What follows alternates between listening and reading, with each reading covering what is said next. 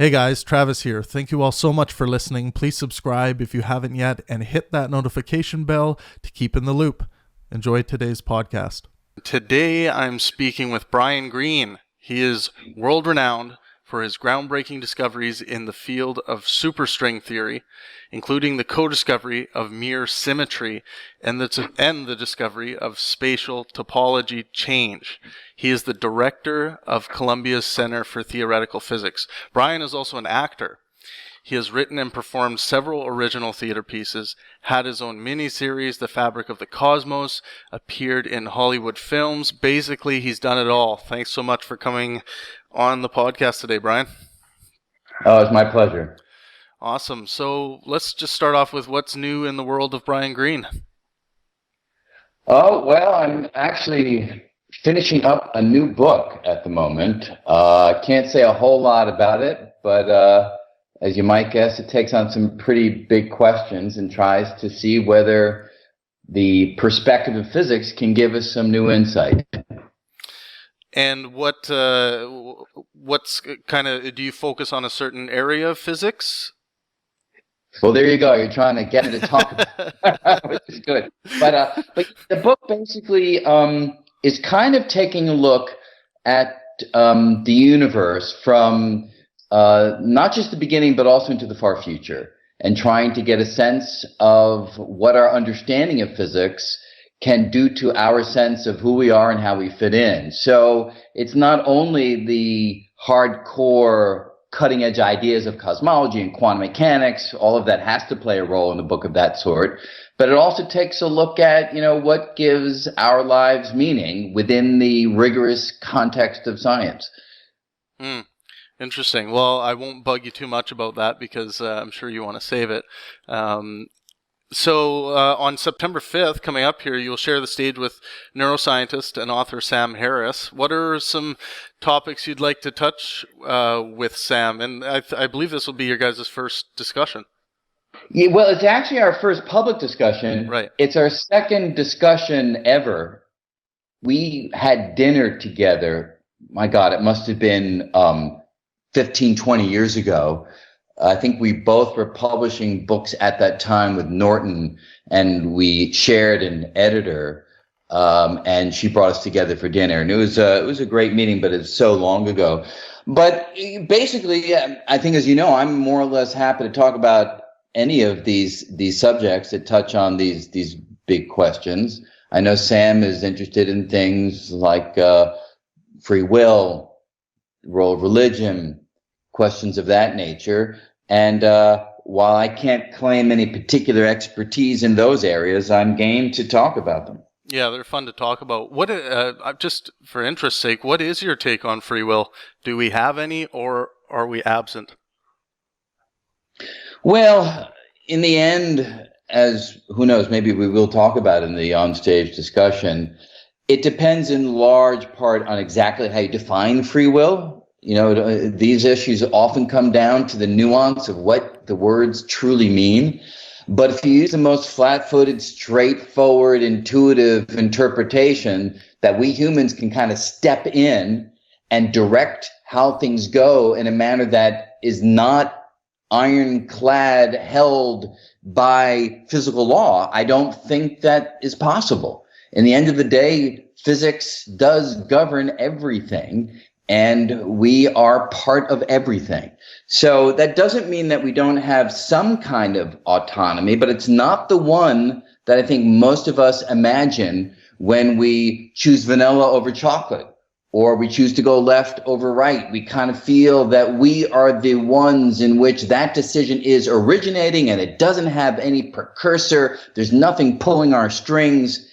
And from that perspective, I think that thinking is wrong. Right. Yeah, I think I find most people I talk to agree with you on that. I do find it interesting when we get the Dan Dennett's of the world that tend to disagree, and they come at it from a different perspective. But I think it's a fun conversation, even for anyone. I think it's a fun dinner table conversation, to be honest. Well, yeah, I think many of the best conversations are ones that can be hit from a variety of different angles.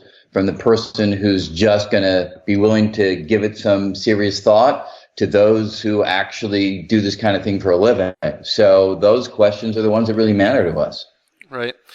Sam he's always interested, like when I have dinner with him or we grab a drink after an event, we always get on the subject of psychedelics. Have you talked on that much?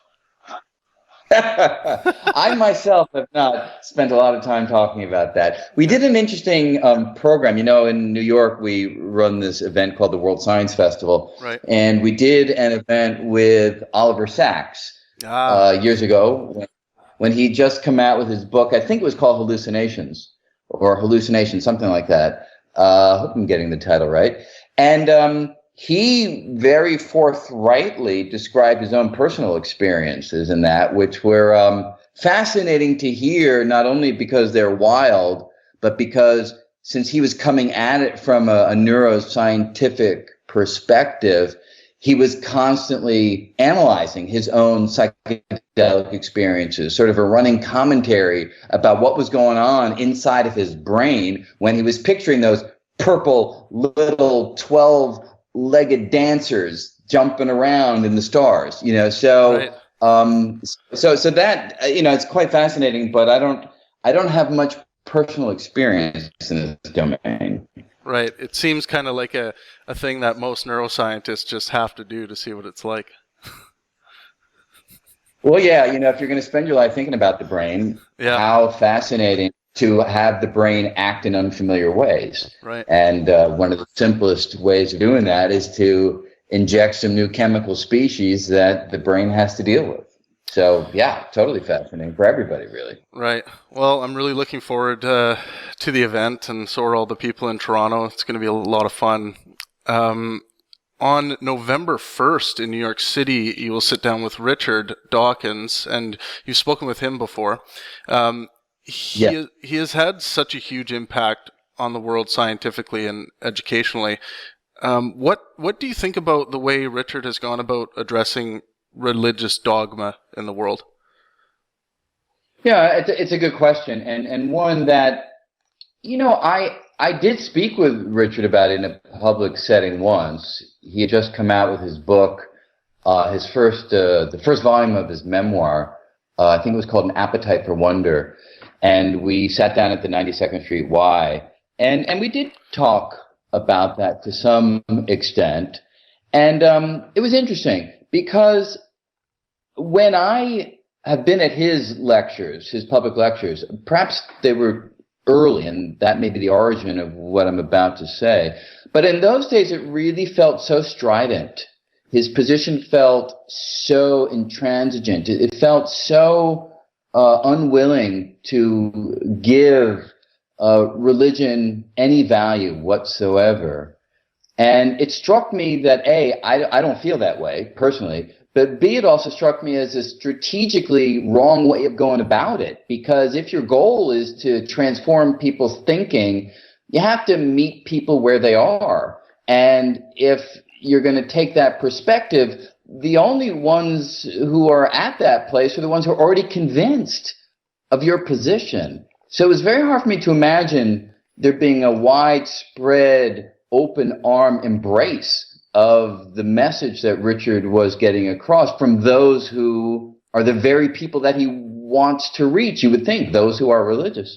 Now, of course, he has examples and will give, anecdotes of people that were religious that heard him or read him and radically changed. And of course, I'm sure there are examples of that sort. But as a strategic approach, it doesn't strike me as wise. And the interesting thing was at that event, and perhaps in many others, I haven't been following his public appearances in great detail, but he didn't feel to me as strident. He felt much more willing to take a stance that wouldn't make a religious person feel like he was looking at them like they were dumb. Right. And to me, that's a much better way of going about it. Well, I think the long form discussion really helps. When Richard he would get on TV and you got your whatever your 15-second window or whatever to get and the questions seem to always be charged to try to get that soundbite out of people like Richard, it makes it difficult to understand the man's perspective, I think. And I think the long form discussion, which is now becoming popularized for good reason, I think this is really helping people to get a better understanding of what people's positions actually are, as opposed to just seeing perhaps the emotional side of the argument. Yeah, well, I can well imagine what you're saying is true. I mean, I've been in that position myself where, unless charged issues like unified theories or string theory, you get on some program and they don't want the nuance of the fact that these are untested ideas. They're exciting. They're mathematically consistent and compelling, but they've yet to be tested. No, they just want Einstein has been unseated. And you're like, oh my God. That's not what I'm saying. That's not where we're at. And so I have great sympathy for being placed in a position where a media outlet is looking for the quick hit in order to up their viewership at the particular program or their views on YouTube. And it's quite irritating and difficult to be nuanced in those situations, all the more so, I'd imagine, in a subject that is as charged as religious belief. Right. Okay, let's jump to superstring for a minute. I don't know how quickly we can do this, but do you have Here we go, right? Do you have what's the difference between string theory and superstring theory, and are these still worthwhile pursuits? People. I know I've spoken with Lawrence Krauss at times about string theory, and he has a pretty negative reaction to anyone that brings up string theory. And I just, where is string theory at, and what are the differences there? Yeah, well, I think there's two things that come into this. Let me stick to the science first, and if I remember, maybe I'll come back to the other side of things. But scientifically, to your first question, there isn't really a major distinction between string theory and superstring theory. The super itself refers to something called supersymmetry, which is a quality of the fundamental equations that allows them to be more mathematically behaved and without that quality. So when we say string theory, we're typically always referring to superstring theory. In terms of your second question, whether these theories are still worthy of being pursued, the answer, to my mind, the first thought is, what do you mean still? We have been continuously pursuing these since really the late 1960s, if we go all the way back there. And all the way through, the theories have amazed us. They have come forward with mathematical qualities that tie together the fundamental laws of physics, that suggest extraordinarily strange properties of reality, that are able to embrace many of the pivotal discoveries of the past in previous theories. So it's not like we have to throw away the past. We're able to embrace all the discoveries of the past in a framework that goes further. Now, the issue, of course, which is where your question comes from, is the theory has yet to be experimentally confirmed or tested. And this is a huge issue. It's one that we don't hide from. If you look at any of my books or any of my colleagues' books or papers, or you come to any of our conferences, we're all out in front about this being the fundamental piece of the puzzle that we're missing. But the idea, of course, is when you're dealing with a theory that's as fundamental and deep as string theory, a theory that can put together gravity and quantum mechanics, general relativity, our fundamental understanding of space-time curvature with quantum theory, our understanding of the microscopic realm, and it can do that in a way that seems to have the potential to embrace real physics, you're motivated to go forward. So we are going forward, and who knows how long it will take until we understand the theory well enough to say, okay, do this test, look for this, and if you find it, this is evidence in support of the theory, but if you don't find it, it rules the theory out.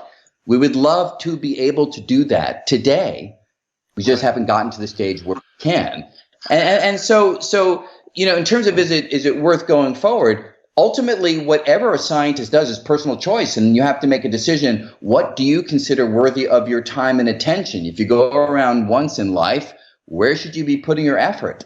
And a theory such as this is sufficiently appealing to many people who are continuing to pursue it. I don't go out there and proselytize. I don't try to get scientists to work on the theory. You work on it if it strikes you as a worthwhile pursuit. Right. And if the theory is confirmed, then what? Well, if the theory is confirmed, this would open a new chapter of discovery, because we would finally have on the table consistent laws. We don't have that right now. We have laws that work when things are big. That's where gravity matters, stars, galaxies, black holes, and certain domains. We have a theory that works when things are small, quantum mechanics, particles, molecules, atoms, things of that sort. But we don't have a theory, except for string theory, that puts those two theories together in a consistent manner. So you really can say, without hyperbole, that the framework within which we have been investigating the universe over the past, 30, 40, 50 years is fundamentally incoherent. The equations don't work together. Now, for the most part, that hasn't gotten in people's way because they have focused only on the big or only on the small. But we've long since known that there are domains where you need to be both big and small, like the moment of the Big Bang, where the entirety of the universe is crushed to a small size, or black holes, where again, matter is crushed into extremely dense nuggets. And in those domains, if you don't have a theory that can put gravity and quantum mechanics together, you're lost. You don't know what you're doing.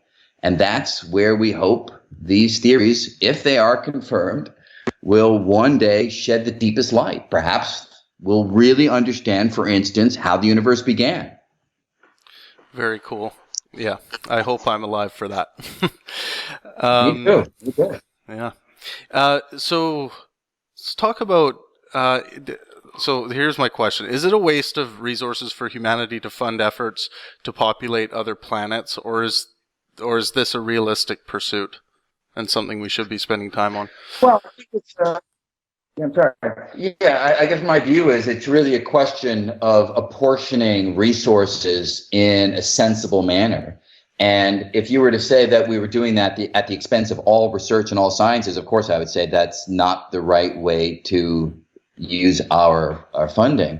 But for us to be thinking about this now, I think is a good thing. We recognize that there's going to come a point in the far future when we have to leave this planet. It may be sooner than we think, hopefully not. But we are at heart explorers. That's who we have always been. And the next frontier, the next terrain certainly is leaving this planet and going elsewhere. So I don't think it's too early to think about these things. I don't think it's too early to even have our first forays, to have groups of individuals try to set up communities on other worlds. I think that is the kind of exploration that would get the public incredibly excited. I think it's the kind of exploration that reignites a passion and an interest for science. And one just has to be judicious in how much money is spent, because from a purely scientific perspective, having robotics go out into space and do the exploration for us is cheaper, it's more efficient, it's more effective, it's much safer. So you have to do things in a balanced way. And I think ultimately that's what good policy is about. Right. Let's talk about your history a bit. How did you get into acting and theater? Was this through science, or did it go the other way? While you were growing up, did you do theater and film? Yeah, so I would quickly just shade the question a little bit in that the only person I ever play is myself. So I'm not sure if it's really acting. I like to take the ideas of science and dramatize them when appropriate, when effective, because I feel that as a scientist, science is not just something I think about cognitively. It's something that really matters to me emotionally. And if you can find a way of communicating these ideas where an audience can feel that drama and excitement, I think it can have great impact.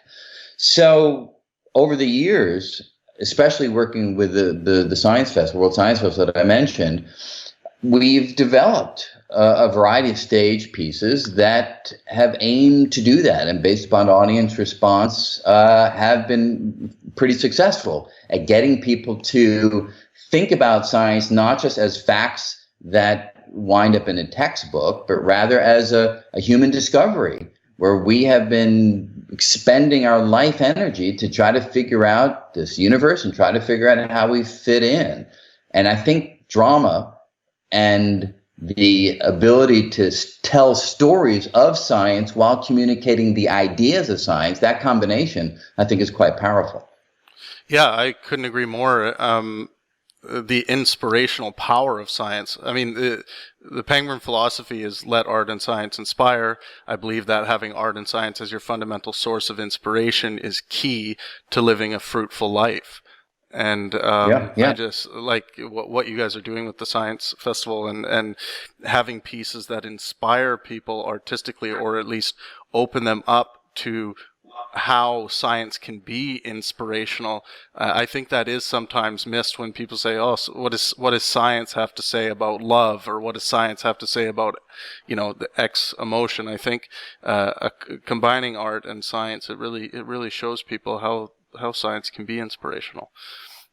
Yeah, absolutely. And it's to my mind, I think obviously to yours and to many others too.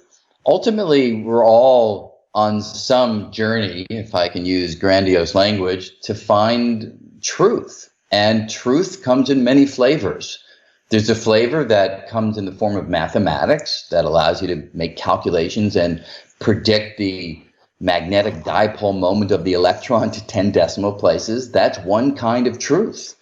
But there are other kinds of truth that speak to more human qualities.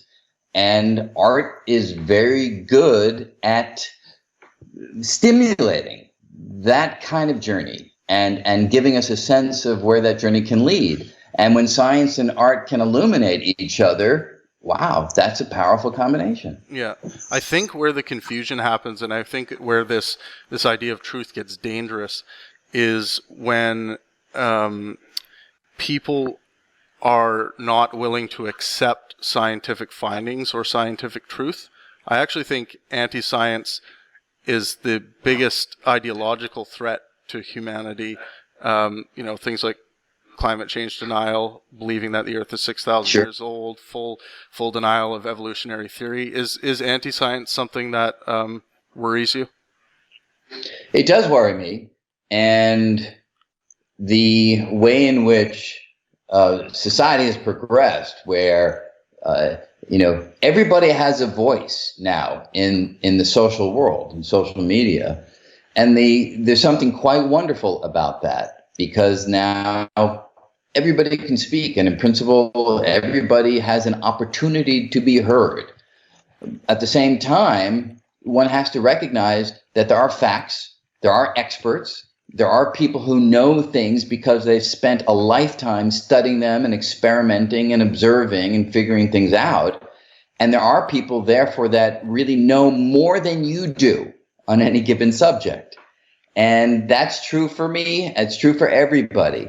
So to somehow have this sense that all opinions are equal is just ludicrous. Some opinions are not equal because they're not informed by this depth of understanding.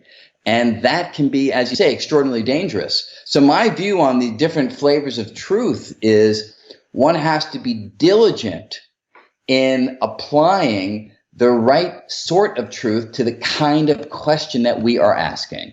And if we're asking questions about climate change, the truth there will come from the climate scientists. It'll come from the data. It will come from the observations. It will come from the trend lines and the curves.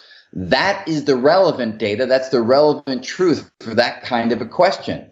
Obviously, you wouldn't turn to a climate scientist if you're looking for truth about the questions that you asked of love or meaning or purpose, right? That takes you in a different direction. So it's really just a matter of keeping categories straight. Yeah. Well, and I think we really need to focus on trying to get world leaders in power that value scientific truth.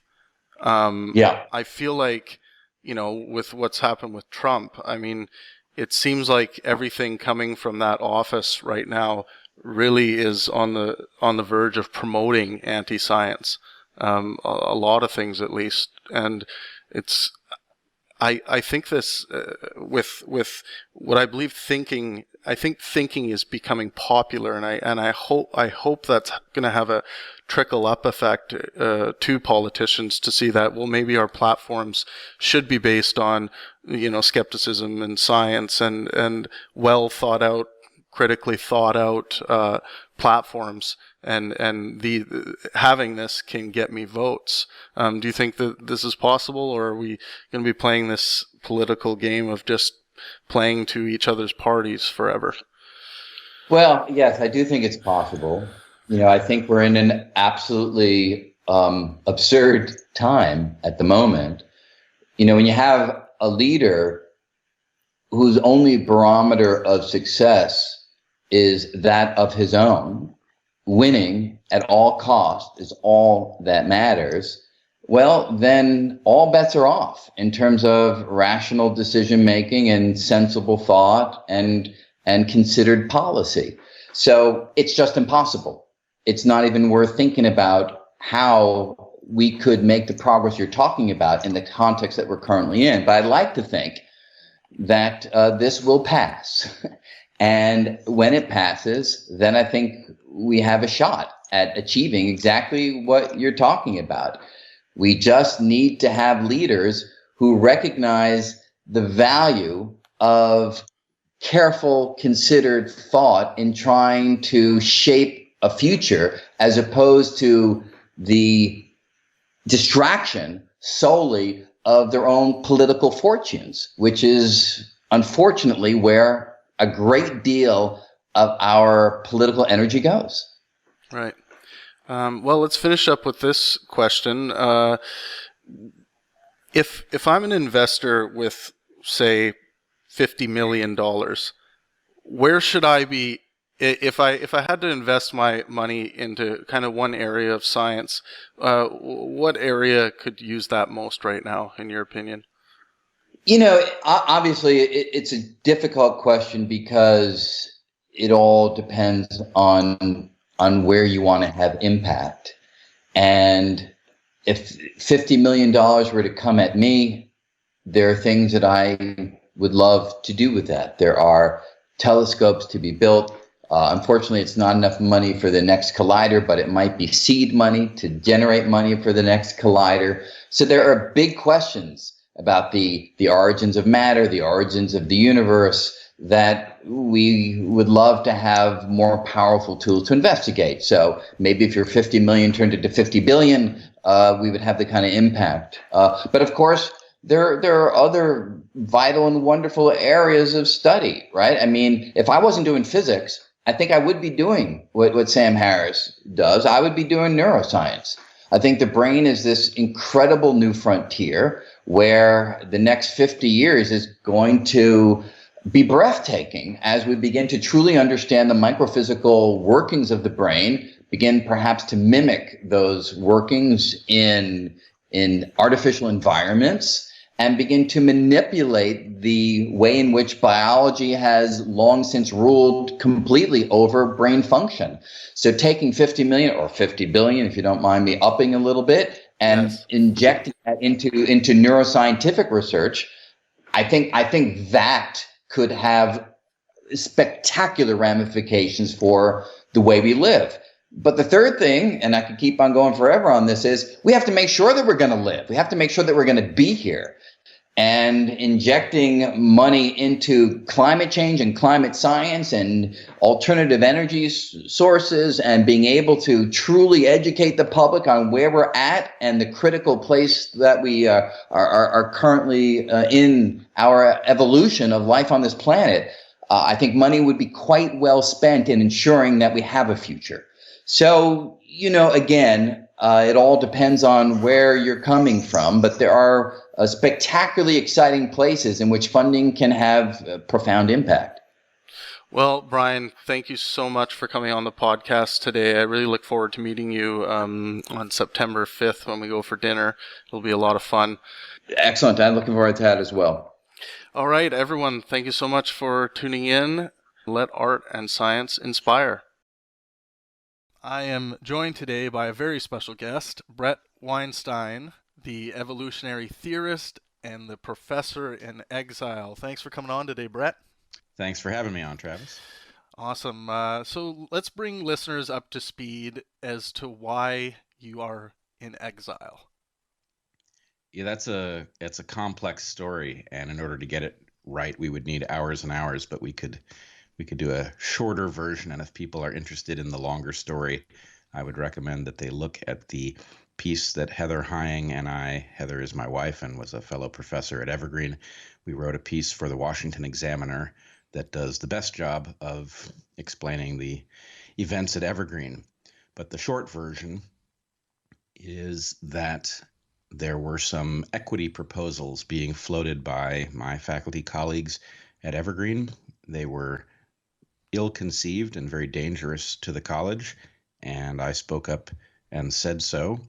That resulted in a lot of pushback from faculty colleagues that then morphed into what I think was a very inorganic student protest. Ultimately, 50 students that I had never met showed up at my classroom and disrupted not only my class, but all the classes in the building. And they demanded my resignation or my firing.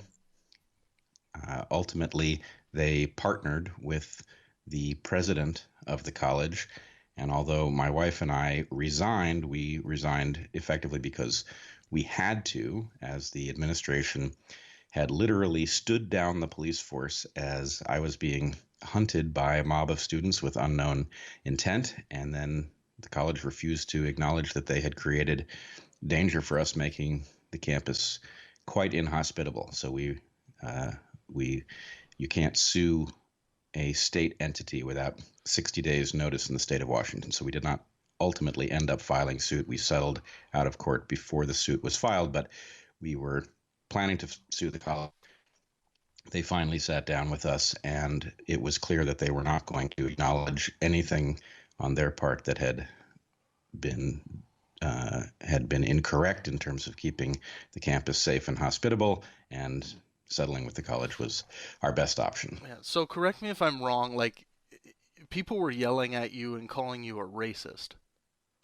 They certainly started out calling me a racist. I think at some point, relatively early in the protests, which then became riots, I think it became clear to someone at least that accusation was backfiring. And so there was a moment, initially the protest began with students chanting, "Hey, hey, ho, ho, Bret Weinstein's got to go." And there was a point a day or so in at which the chant suddenly morphed into, "Hey, hey, ho, ho, these racist faculty have got to go." I think there was a high level decision that calling me a racist was not good strategy because there were too many people who knew better. So by making it generic, they preserved the idea that somewhere on Evergreen's faculty were racists, and they stopped leveling the accusation at me. Right. So what was the key issue that brought race even into the mix at all?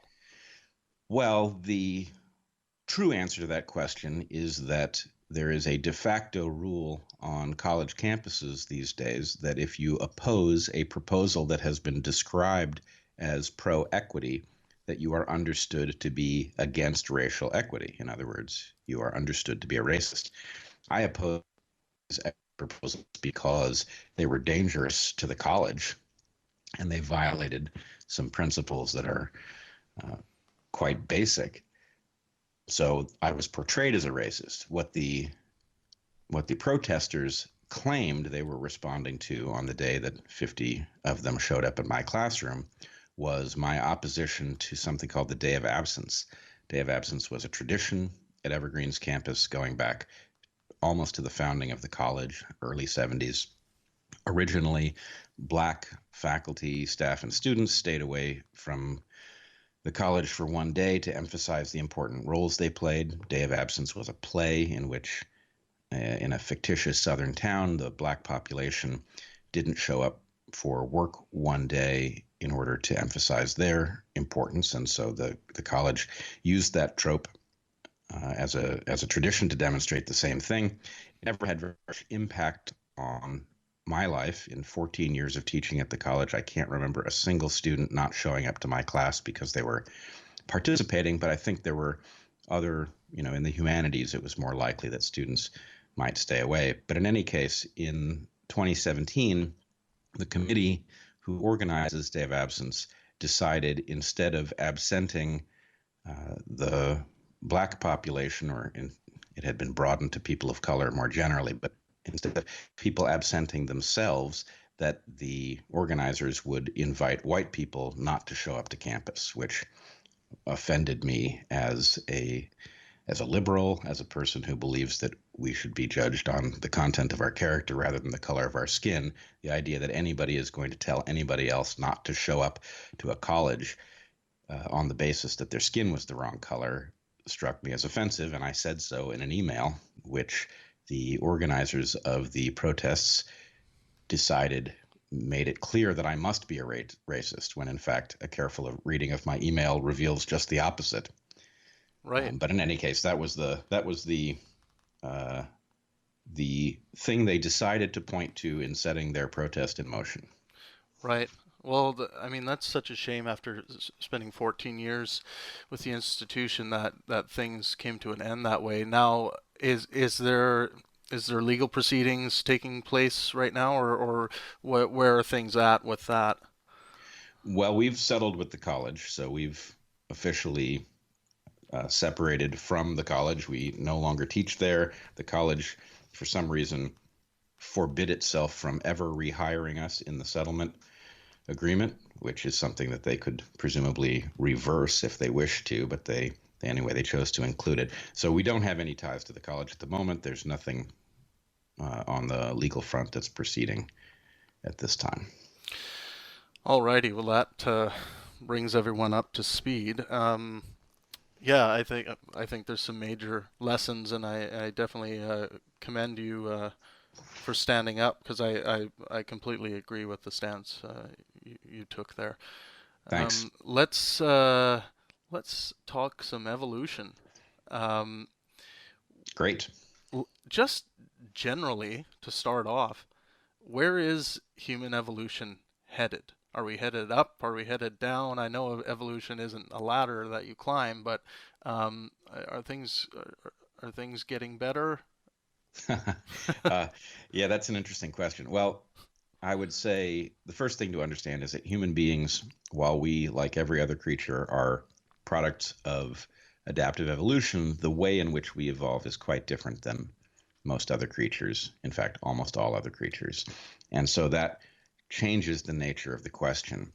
And if we take the narrow textbook definition of adaptive evolution, then human evolution is not proceeding in any interesting direction. If we broaden our understanding so that we look at human beings as they truly are, and we understand that, in fact, we evolve at the software level, where other creatures are much more prone to evolve at the hardware level, then we understand that actually human beings are evolving all the time, and they evolve from one population to the next, and that is certainly still taking place.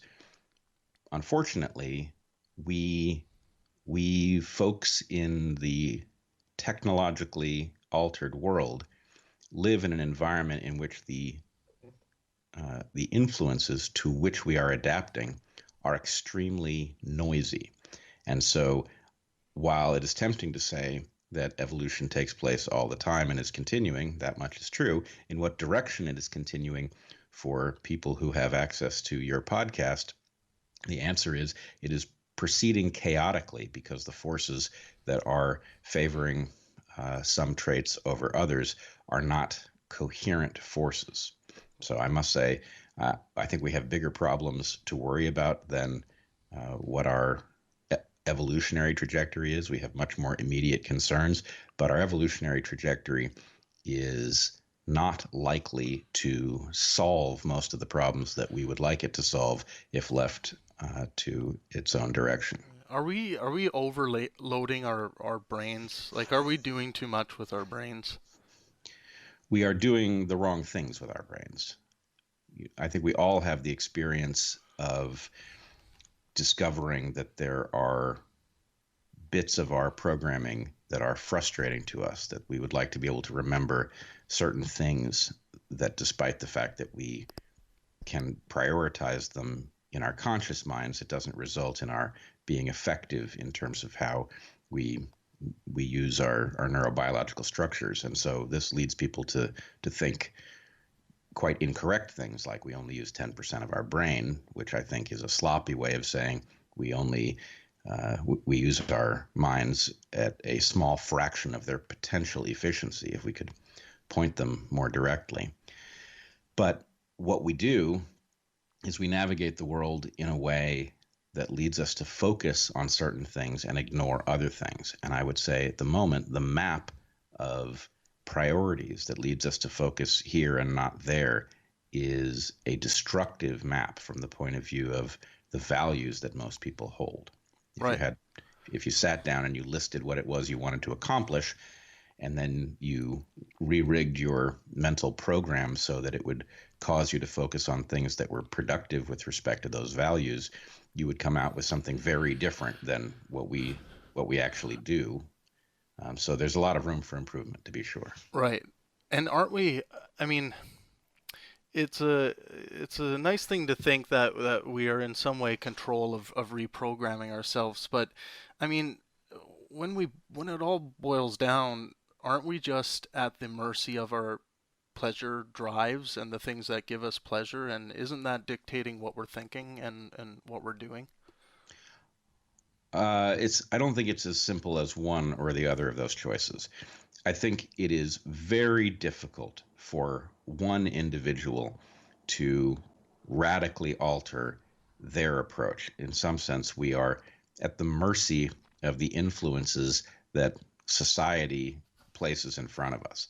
But society could decide to alter the landscape of influences in a way that would be enhancing to almost everyone.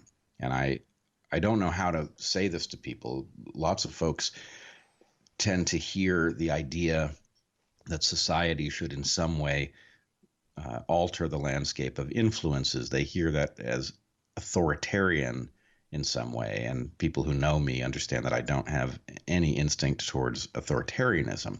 But I do have an instinct to something you might call mindfulness at a level above that of the individual. In other words, we collectively, I think, have a responsibility to limit the kinds of access that, let's say, advertisers have to our children. In fact, I can't think of a single reason we should ever let advertisers access our children, and yet we do. So am I authoritarian to want to protect kids from some conglomerate that wishes to study child psychology and manipulate kids into eating things that they shouldn't or desiring things that they otherwise wouldn't? I don't think so. But nonetheless, we have in society not reached agreement on whether or not the right of everyone to do everything is paramount above our right to, for example, protect us from messages that cause us to harm ourselves. Yeah. What about protecting children from indoctrination? Well, as an educator, this one's near and dear to my heart. I think it is paramount that we teach children and young adults how to think and not what to think. And this is a little bit tricky because everybody who stands in front of a classroom or is otherwise in a position to educate has deep-seated beliefs that they have arrived at based on some level of consideration. And it is important and not straightforward when you first walk into a classroom, figuring out how to teach students without being dishonest with them about what you might believe, and also without imposing what you believe on them. That's a tricky tightrope to walk. Nonetheless, it is vital that we do, and it is also, I think, vital that we encode it in the culture of teaching. so that people understand that actually that's an expectation that is rightly had, and that when they do indoctrinate, that they're actually falling down on their obligation to students. Right. I see a problem that, for instance, if we come across a teacher who values something like faith when it comes to understanding, um, you know, evidence or things about how the universe came to be, um, isn't it possible that that teacher may be teaching children to not be learning in the right way? I think it really depends on the quality of educator. I personally have been surprised sometimes when I've encountered people who are people of faith, that an intelligent person of faith can actually compartmentalize that belief structure, and they can teach in a way that does not impose it on others. That's not the most common thing, though. Very frequently, people will impose their beliefs in the classroom. So I would say if somebody has a belief structure that is relevant to the material they are teaching, then there's a real question about whether that belief structure leaves them unable to pass on the mode of thinking that is core of their subject. So, can a young earth creationist teach geology? Kind of hard to imagine. On the other hand, some of our greatest physicists have had beliefs about the nature of the universe and what it might have to do with some sort of a creator. Now, I don't share their belief, but should Einstein have been disqualified from teaching uh, about astronomical considerations because he had a arguably metaphysical view of the nature of the universe itself? Surely not. So anyway, I think the real question is, can the person charged with teaching keep their own unfalsifiable beliefs outside of what they convey? And some can, many cannot. Yeah, it's tough because I mean, it just seems like our beliefs inform our actions, and I don't know how we can get outside that, and I think you can always say the right things if you have to. Obviously, you're going to get fired from your job if you walk into teach evolution in a class and say, "Oh, then God created human beings and the Earth is 6,000 years old." You're probably going to lose your job. Um, I'm not convinced that people are very good at separating themselves from their beliefs, especially the core existential beliefs that they hold. Well, I think we should separate two things. I agree with you in general, people are not good at this, but I don't think it's impossible. And in fact, I've had the shoe on the other foot many times.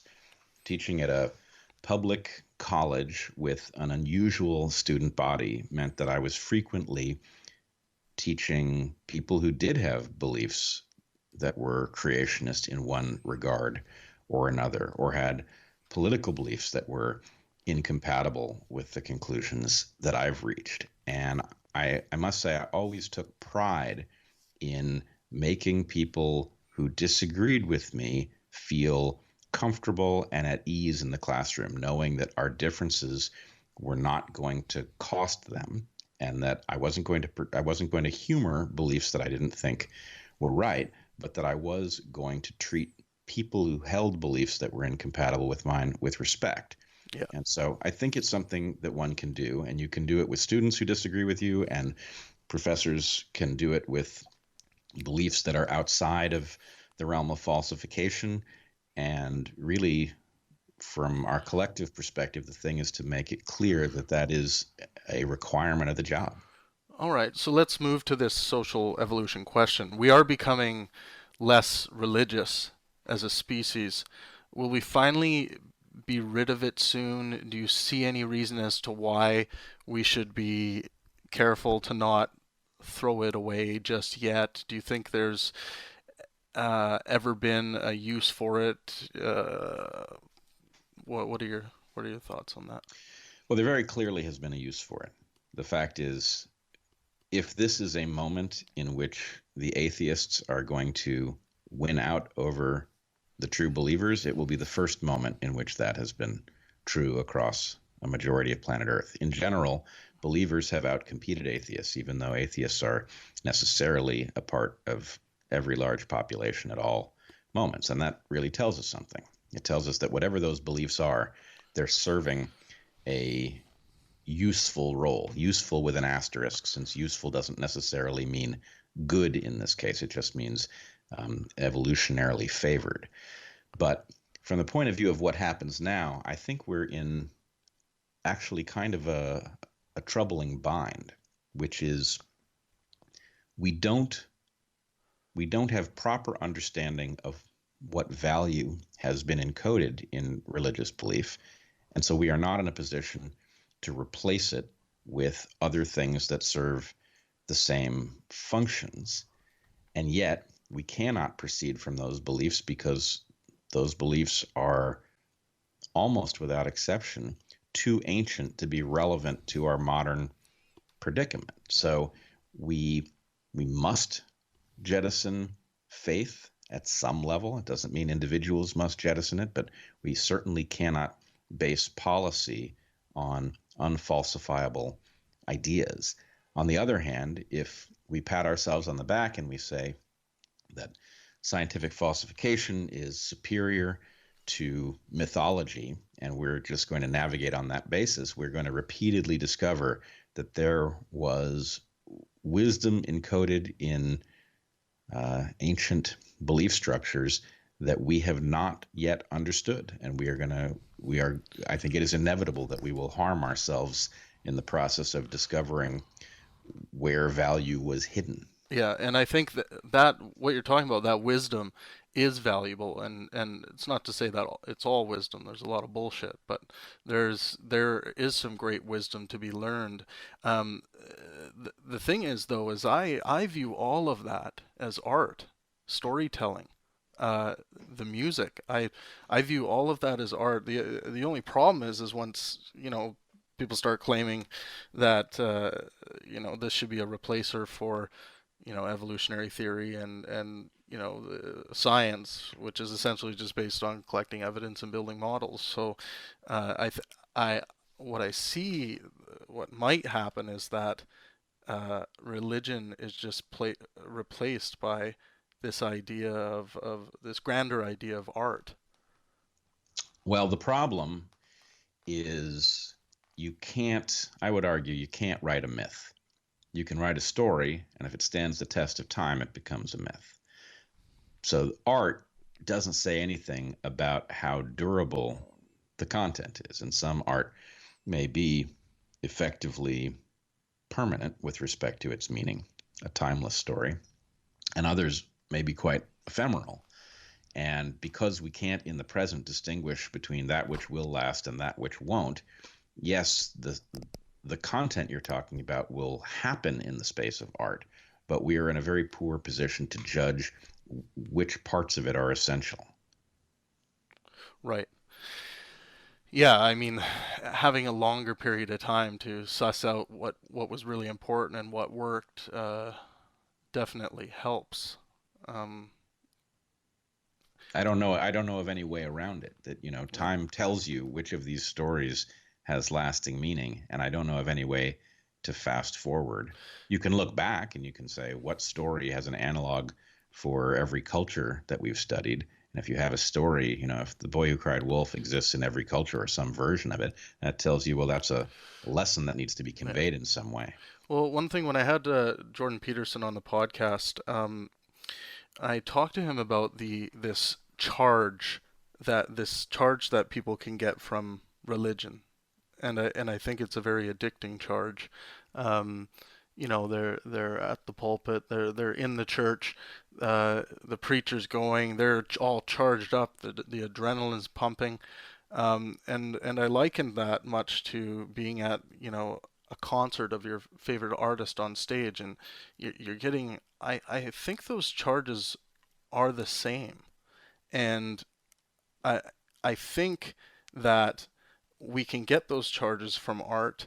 The one thing that Peterson mentioned is that, some of us might be able to get that kind of charge from art, but um, the problem is that once the stage lights come down, essentially, the show's over, and a lot of people want to feel that that show is still going on. I guess as an analogy, but I think it's just for a lack of trying that people can't get this same charge and effect that they get from religion. It is not clear to me that getting the charge is in and of itself a good thing. So this is a case where I think we can see the danger of our modern environment for a creature that is evolved for a very different scenario. So just to take an analogy, people can get a charge from pornography. The reason that the thing that pornography taps into is an evolved mechanism that is linked to very deep stuff because of its historical connection to reproduction. Obviously, pornography abstracts that and turns it into something that is connected to technology and commerce. And so the charge that people feel is not a reliable indicator of, in that case, sexual value. And in the case of a concert, on the one hand, a concert may be a very unifying event, and it may actually even be a deep event, depending upon who you've gone to see and who it unites you with. On the other hand, if somebody decides, well, I want to tap into that reward center, and they decide to put together a boy band that happens to cause straight girls to go crazy before they're old enough to realize that it's a fiction, then you may be able to extract a lot of money from people buying albums and t-shirts and whatever over a charge that they feel. And the charge is real, but the value of it is, I would argue, negative. That actually it's a false triggering of a system that's built in for deep and important reasons. Right, but what you've just described is kind of what religions have been doing since the dawn of man. In a sense, that charge has been a big attractor to get people signed up and to get people thinking and believing. Well, I think that's a little too easy. I don't think you're wrong that you would find this sort of generic, junkified gathering, at least very commonly in human history. But I don't think that's the core of what has gone on in that space. So I think all of us who have not tapped into such a community and felt the value and the reification of having a group of people who are aligned over something real should be cautious about looking at if you came to Earth and you decided you want to know what Earthlings are about and you flipped on the radio, there's a pretty good chance you would land on something that would miss the core value of what we do, whether it was talk radio and it was a conversation that didn't really reveal the depth of what human beings are capable of. Katy Perry. Katy Perry, right, exactly. So I think and I don't want to be misheard here. I don't believe there's anything metaphysical going on in the universe. Right. There's something outside of physics as far as I can tell. And I also don't believe that we can, this is a place where I disagree with Jordan Peterson. I don't think we can take religious text and adhere to it because it must have been valuable in order to stick with us as long as it has. I think we're stuck in the 21st century having to forge a new path with, unfortunately, too little data to do it well. But it's definitely a mistake to imagine that all of what has gone on is the junk version of religion. It can't possibly have been, or it would have been overrun by something better. Right. Well, let's move on to, since we brought up Peterson, Vancouver, June 23rd and 24th. We had to add an extra date because the first date sold out so quickly. And this is Sam Harris. We called it Verse Jordan Peterson, and this will be moderated by you, Bret. Um, and what do you expect to happen here? This is highly anticipated. I mean, I feel like Don King promoting this bout. Uh, what what do you think? What are you anticipating? More of what we heard on the podcasts that they attempted, or something better? Well, I think if it's a rerun of that sort of interaction, then I won't have done my job right. Right. I think as a moderator, I have to figure out how to prevent various kinds of suboptimal or failure modes or whatever it is. And, I don't think that should be too hard. I genuinely like both Sam and Jordan, and I think that there's an awful lot to talk about in at that place where they seem to disagree most intensely. As for how to keep us out of the weeds, that's something I've put a lot of thought into. I have some plans. We will see whether or not I've properly understood how they have ended up in the weeds and how we might avoid them in Vancouver. But I'm looking forward to it. I think it's a really interesting challenge, and I also think that there's a strong possibility that we can get somewhere useful that few will expect. Mm-hmm. So I'm hoping we can do that. Yeah. Well, I'm really looking forward to that event. And if anyone's listening that's still trying to get a ticket, I apologize, but everything is completely sold out. I mean, I think I gave all my producer holds away as well to sell some more tickets because there was just so many people that still wanted to come. Um, so we will also be, Bret's going to be coming over to Australia and New Zealand for a day of reckoning. This is a conference, actually a new conference model I've been working on and creating, and this is going to be not the only stop for this style of conference. We're going to be hitting New York, Vancouver, Las Vegas. There's going to be quite a few stops around the world for this new conference model. So if you can't get over to Australia and New Zealand, don't fret. We are putting these conferences up in different parts of the world. So at some point there will be one close enough for you to get to. You might have to take a quick flight there, but we will put something close to you for sure. And make sure you email us if you're totally pissed off that we never come near where you guys live. But anyways, for this conference in Australia and New Zealand, Bret, his brother Eric Weinstein, Douglas Murray, uh, Majid Nawaz, and Sam Harris are all going to be involved for this conference. It's going to be a 1 p.m. to roughly 11:30 p.m. conference each day. One day in Auckland, one day in Sydney, and you can find more information online about what the topics are. We just released what the topics are going to be, and Josh Zepps, who is a local personality, I encourage you all to look up more about Josh Zepps. He's a political commentator and he's also a news personality in Australia. He's going to be hosting the event, so that's very exciting.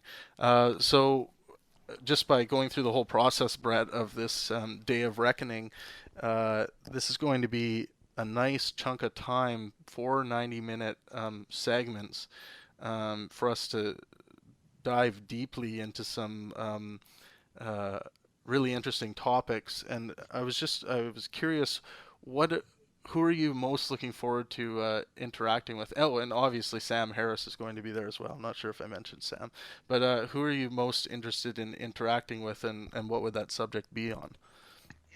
Well, I'm very interested. I mean, of course, I haven't met Majid and Douglas yet, and so I'm looking forward to that differently than Sam and Eric, for example. Um, I know Josh Steps a little bit. I went on his podcast many months ago. In any case, I think I'm looking forward to the whole thing for a couple of reasons, and they're not dissimilar from the reasons I'm looking forward to the Vancouver events. We are in a very odd period. We are, I think, forging a new path, or at least one that hasn't been seen for a very long time. Somehow we're in a moment at which people actually are tuning in to, well, frankly, into intellectual discussions out of pure interest. And that is surprising to me. I didn't expect to see that become such a big public phenomenon, but it having become one, it's very exciting. It obviously tells us that the story we've been told about our fellow citizens of Earth can't really be right if they're choosing to spend their time engaged in these deep, difficult conversations. So I think what I'm looking forward to most is, as an insider to this discussion, I'm quite aware that the discussion is new and that there is peril. There are ways in which the discussion could go awry, and there's opportunity that's yet untapped. And what I'm hoping is that these early conferences will actually augment this mode of interaction such that when they are over, our capacity to have these discussions will be enhanced from where it is right now. And at the moment, it's already enhanced over what, let's say, the mainstream media is capable of doing. So I'm looking forward to seeing what we will be able to discuss and accomplish, and watching us push the outside of that envelope. Yeah, it's super exciting for me as well. Are you going to take part in Sam Harris's meditation workshop? That's a really good question. I think I will probably try it. Yeah. I have to say I have always heard people talking about meditation and sensory deprivation and other such things. And when I have tried these things, I have felt a little defective. They don't work as easily for me as they do for other people. So maybe Sam knows how to make it work for somebody like me, in which case I'd love to have that experience. And if I discover yet again it's not my cup of tea, then so be it. Yeah, well, maybe we'll just give you a special brownie or something before the the talk begins, and we'll see what happens. I see. All right. Okay, and then we really have to talk about this event with Richard Dawkins. So this will be, as far as I know, your first opportunity to be on stage with someone who's just done mountains and mountains of work for the promotion of science and reason and evolutionary theory. What does it mean to be on sharing the stage in Chicago? This is coming up. Oh man, I don't even have the date in front of me. I think it's the 23rd of October. Yes, October 23rd with Richard Dawkins. Well, it's quite the prospect, and Dawkins is extremely important to me. He is the mentor that I've never met. I read his books early on as I started to take evolutionary theory seriously, and he had a tremendous influence on me. I assigned his books very regularly when I taught because I thought he gave the best, most succinct description of the state of the art that we had. And so there's a way in which just simply being able to have a back and forth with him it's quite an honor. And then there's the other part of it, which is a little strange to hear oneself saying it, but I think there's a problem in evolutionary theory. I more or less think that evolutionary theory got stuck in 1976, and that the last big accomplishment was Dawkins' book, The Selfish Gene. And I know many of my colleagues in evolutionary theory would disagree. They would say the field is very vibrant. There's lots of stuff being discovered all the time. but there are no big theoretical breakthroughs on which we have consensus in the field. That stopped 40 years ago. And what I'm most interested in talking to Dawkins about is why fields get stuck, what happened in our field in particular, and what one has to do in order to fix the theory that we've got in order for the discipline to again start moving forward. And it's a discussion that I don't think outside of a small number of people, most have not heard this view into what might be a future for one of the most important fields that there is. Wow. Yeah, that's all sounds really exciting. I can't wait for that event. Um, just to speak a little bit on how we're stuck, and maybe this is just like me asking you for your best guess, but are we any closer at all to figuring out um, the starting point of life? That's one of those questions that we may never have it. Right. I think what we have is um, more detail on what may have happened. But unfortunately, one of the things that one has to accept when you study a historical science like evolution is that time overwrites data. And so the farther you are from an event, the less of an echo it's left for you to study. And in the case of the beginning of life on Earth, it may well be that that's far enough back that the data simply does not exist. It cannot be found in order for us to nail it down definitively. On the other hand, I think we have a pretty good landscape of possibilities, what it must have looked like. And for most purposes, that's sufficient.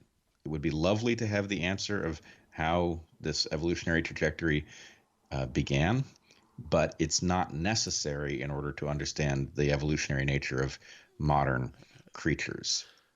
Do you have a best guess?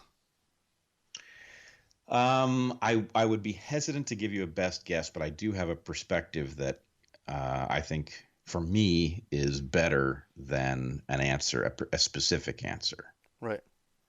And it has to do with the fact that adaptive evolution in the biological sense is a special case of a kind of selection that is taking place all the time in the universe, everywhere, even where there's no life. And so what adaptive evolution is the enhancement of that process that comes along with the addition of one new component, which is heredity. At the moment you have something that functions like heredity, which is really just a pattern that reproduces itself, but with enough variation that you can have more successful and less successful entities. Once that last piece of the puzzle is added, then biotic evolution is the result, and it results in fantastic diversity as the universe explores the space of possibility. Very cool. All right, let's talk. I wanted to talk cancer. Um, is cancer something we can evolve away from, evolve out of, and has it started, or are we just seeing the beginning effects of this, or what do you see when you look at cancer? Well, I want to somehow I want to divorce you from all of the things that you think you know about cancer and the horror that it is, because you really need to stand in a very different place in order to see what's going on. Sure. We are the product of a tremendous amount of extremely elegant anti-cancer machinery. That's why you have almost no chance of coming down with cancer before you're 40, because of the effectiveness of all of these adaptations. So when we talk about cancer, mostly what we are talking about are the ultimate failure of a system that is darn near perfect for decade after decade of life.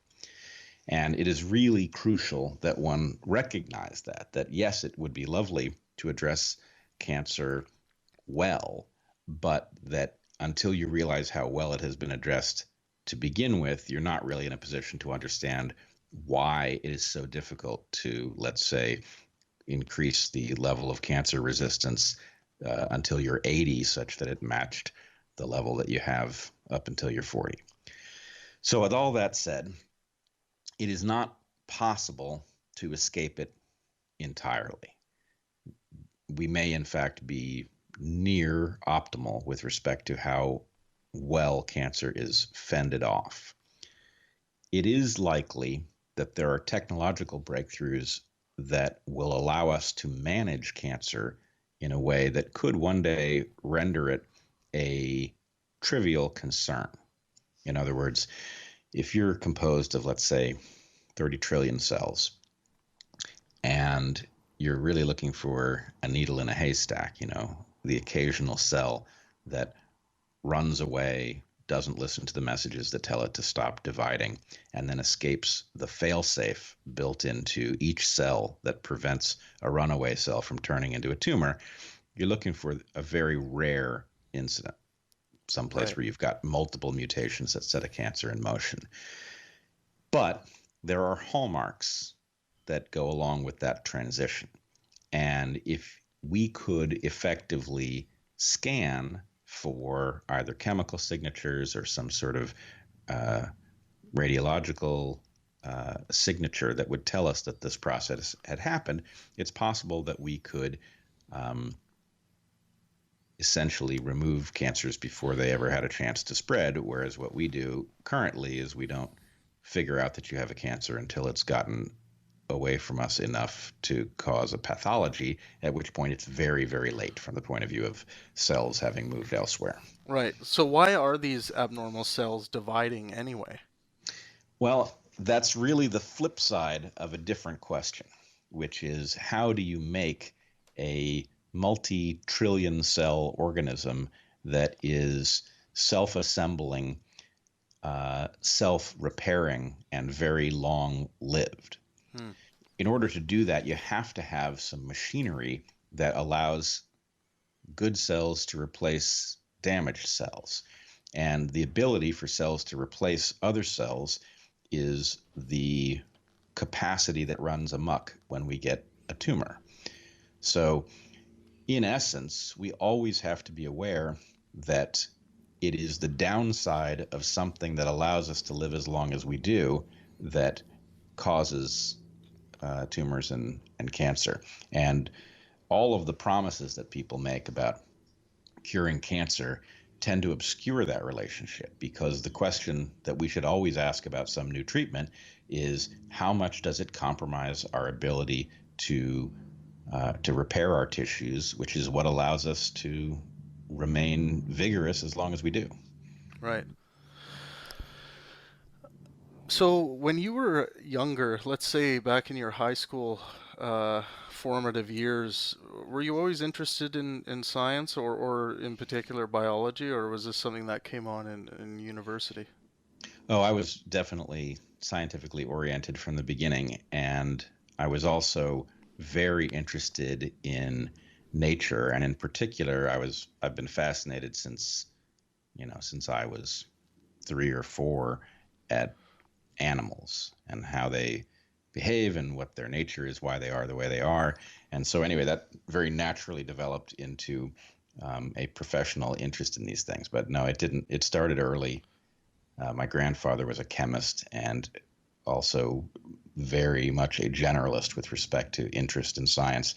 And he he took kids very seriously, and he would answer any question, any good question that was posed to him, and he would tell you at what point you had exceeded his ability to answer the questions. And so it was very compelling to have somebody who took all of the, you always hear kids ask difficult questions about why things are the way they are, and to have somebody who dedicated himself to answering those questions, I think created a kind of addiction for knowing why things are the way they are. Yeah, and I mean, that just speaks to how important it is to be inspiring people with science. I think it's just scientific inspiration, artistic inspiration are hugely important currencies, I think, and I think they're also underestimated. But I always say at all my events and basically everything, let art and science inspire, because I think these are two modes that are highly important and keep giving and giving and giving to us. Um, so I like to hear those stories of how you were inspired and who helped you be inspired. Um, Last question for you, Brett. What excites you most about the future of humanity? Well, that's a tough one. I must say I'm excited by the prospect of seeing what the next phase of the human story is, and I'm also concerned that we're not going to make it there. That it's very hard to detect how much danger we are in based on the fact that a lot of our day-to-day experience suggests things are pretty darn good. And getting people to tune into the hazards we've created for ourselves when we're not starving, and if you live in the developed world, violence is relatively rarely encountered. All of these things suggest that whatever we're doing is working pretty well. So the existential threats are going to loom at the level of abstraction until something crosses a threshold. Is human violence on the top of your list for the most dangerous? Well, I think it functions as a kind of amplifier for everything. So we have lots of threats that are existential for a particular population, but would not be threats for humanity as a whole, but for the fact that we have weapons of mass violence that are armed and ready to go if certain conflicts go certain directions. And so, one thing that I fear is that humanity might be able to learn a very painful lesson about existential threats from some large scale catastrophe that would sober us up. But any large scale catastrophe runs the risk of turning into, let's say, a nuclear conflagration, or if it's of a certain nature, it could unplug nuclear reactors from the grid for enough time to cause many meltdowns in a region, which there's lots of havoc that could run away if we don't tune into the fact that we've hooked ourselves together in an unprecedented fashion. So it's not that violence itself is the greatest threat. It's a tragedy that it happens, and over things where it could have been avoided if people had thought to predict it.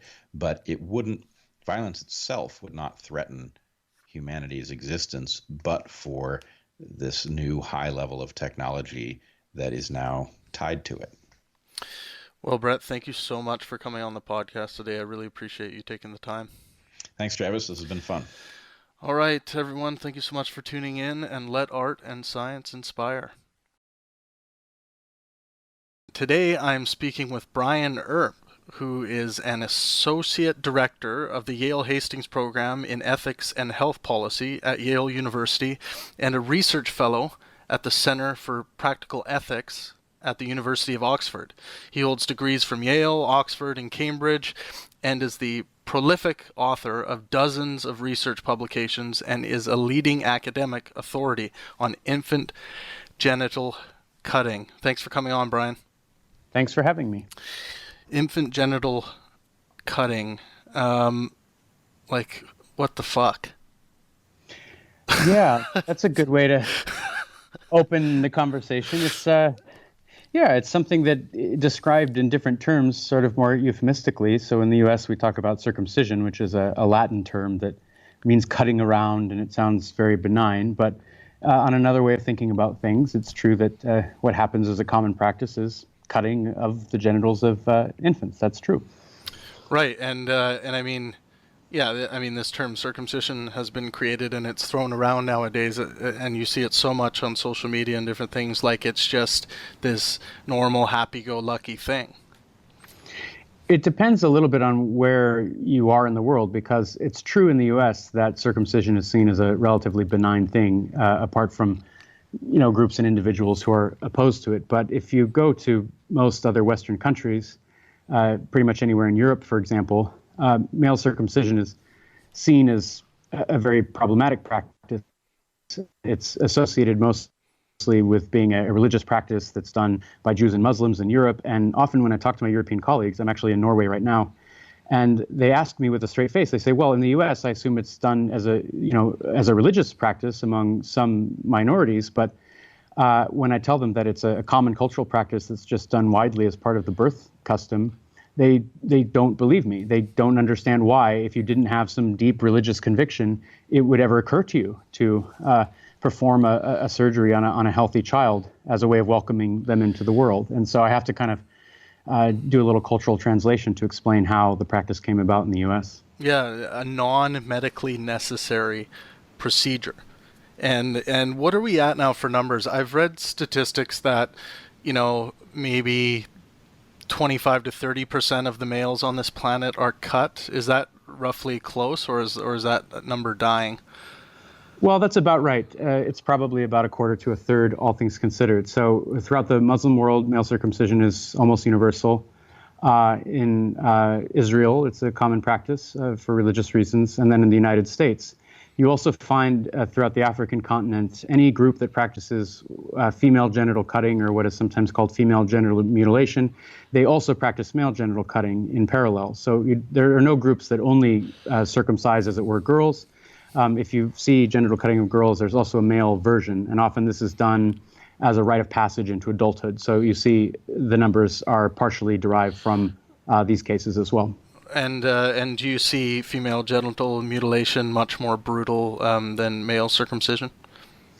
What you see is highly dependent on which group you're looking at. So what most people don't realize is that the term FGM, or female genital mutilation, is a term that was introduced by the World Health Organization more widely. It was adopted by them. And what it refers to is any form of non-medically indicated cutting of the female genitalia. And what this actually encompasses in practice is something like 24 different types of procedures that are done by different groups for different reasons and in different ways. So in Malaysia, for example, it's very common to do what's called a ritual nick, where they will make an incision into the clitoral hood or a pinprick to draw a drop of blood, but they don't actually remove any tissue. This is often done by doctors in a hospital setting, so they've sort of medicalized female genital cutting like we have medicalized male genital cutting.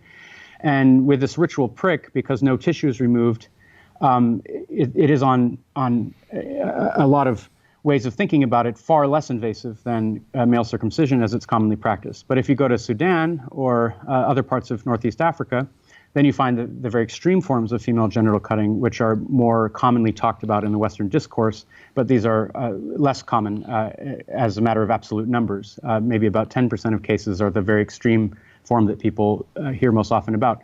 And then on the other side of the scale, with male genital cutting, you have the form that's been medicalized that's done in the United States, which most people, I mean, if they were to watch one of these surgeries, they wouldn't think it was benign, but because it's done in a hospital, it has kind of a benign connotation.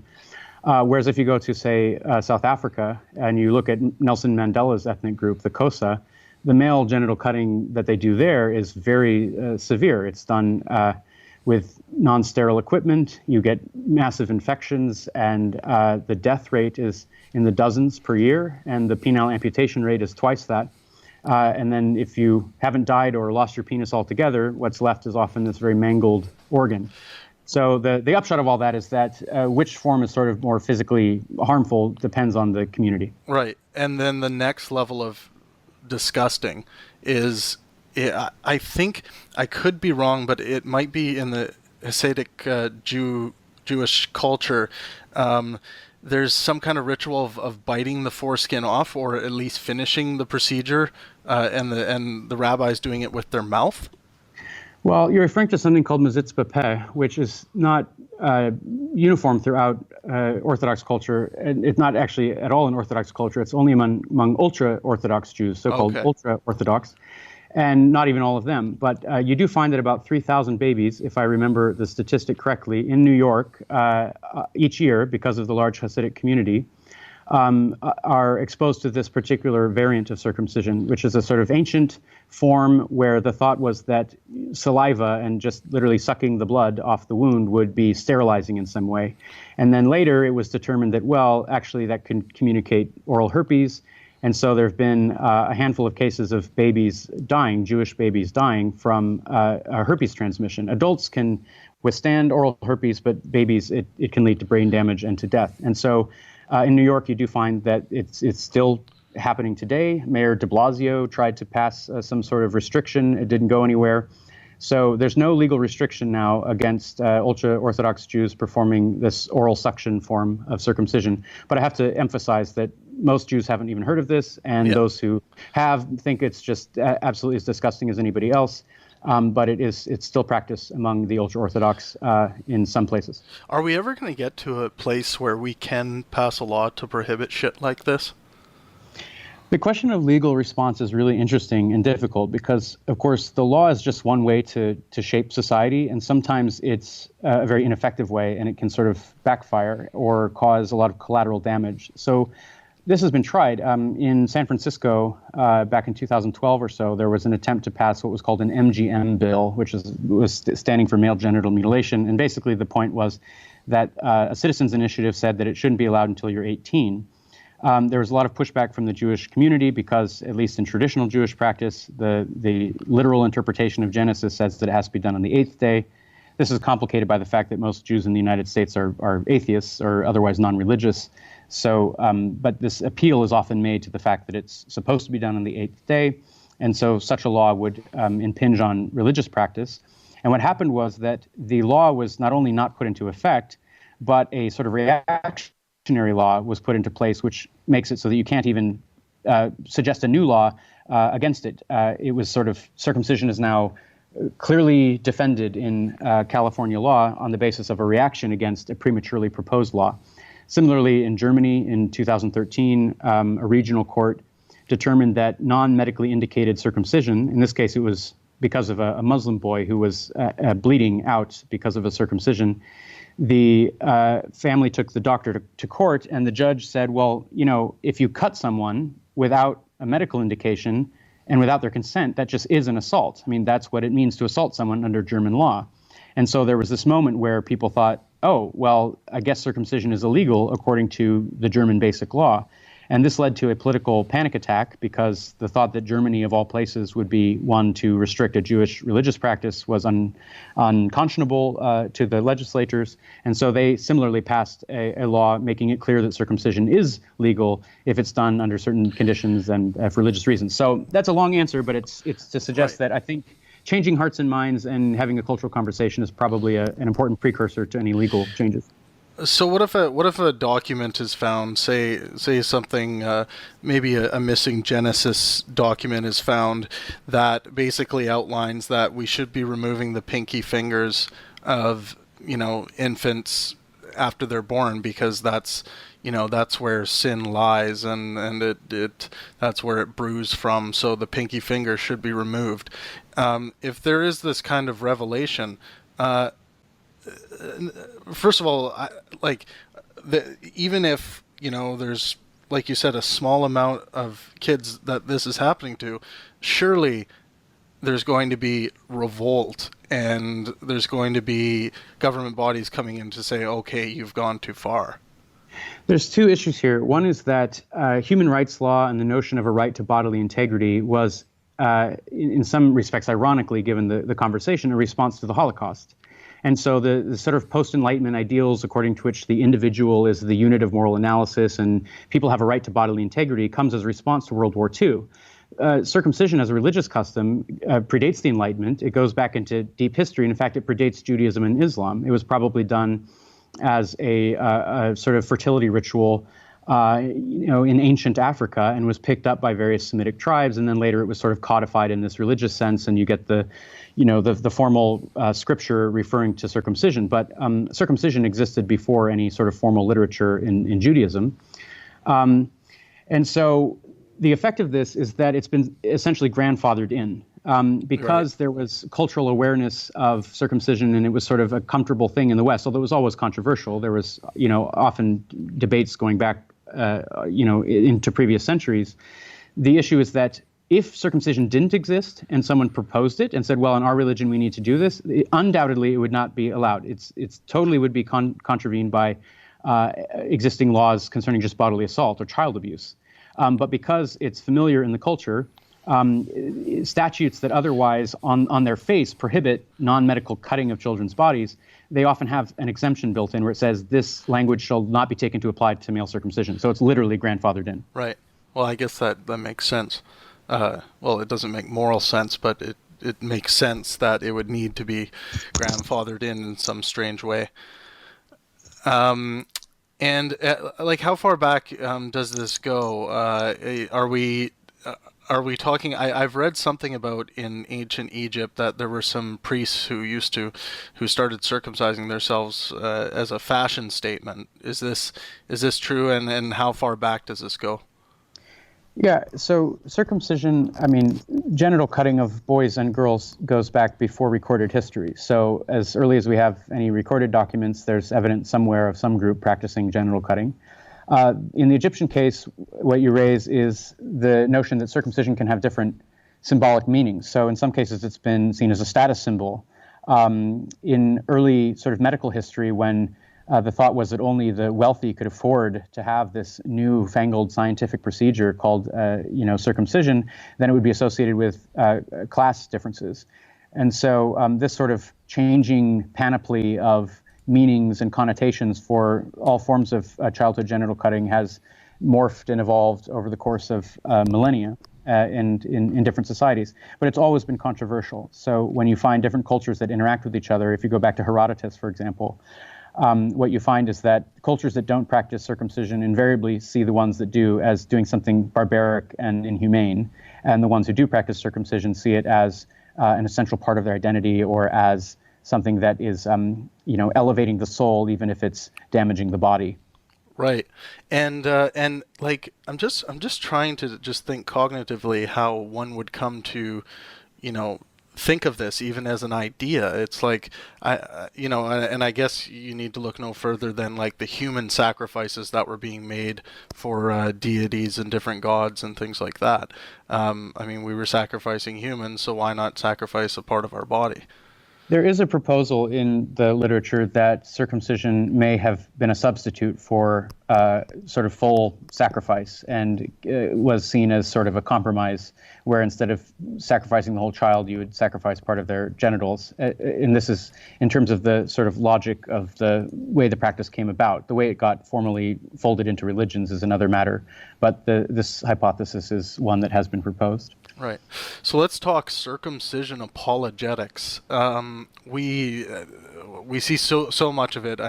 If someone has been circumcised themselves, or if they're trying to defend their parents who ended up circumcising them when they were young, there's all kinds of different apologetics that go along with this. What are some of the most common ones that you hear, the justifications for circumcision? Well, one that I hear commonly and that's regularly raised is that the boy should look like his father. That's probably the most common reason. And it's a very interesting statement because there aren't other surgeries that we perform on children to conform their bodies to what their father looks like. The baby's going to look very different from the father in all sorts of ways. He won't have hair on his penis. If his father had a toe injury and missed his toe, we wouldn't cut off the toe of the infant so he looks like his father. So I think it's not so much about the infant looking like the father as the father wanting the infant to look like him. And the reason why this logic plays out has to do with cognitive dissonance. So if somebody cut off part of my penis, which is a highly sexually sensitive part of my body with great psychosexual value and salience, prima facie, that's a bad thing. That's the sort of thing that without reflecting on it too much, you might think that seems like a really bad thing to do to someone. And you're removing erogenous tissue, and surely the tissue evolved for a reason. And, probably it's hard to improve on nature in this case, especially with sex organs, because, of course, the logic of natural selection is sexual reproduction. So if in order to avoid that thought that you've been harmed, it's very obvious that you're going to recruit psychological mechanisms that convince you that actually it's a good thing overall that it happened. And then you're going to have to be very committed to this view, because if you let go of it, then you're back to that very uncomfortable thought that maybe something was done to you when you were too young to resist that shouldn't have been done to you.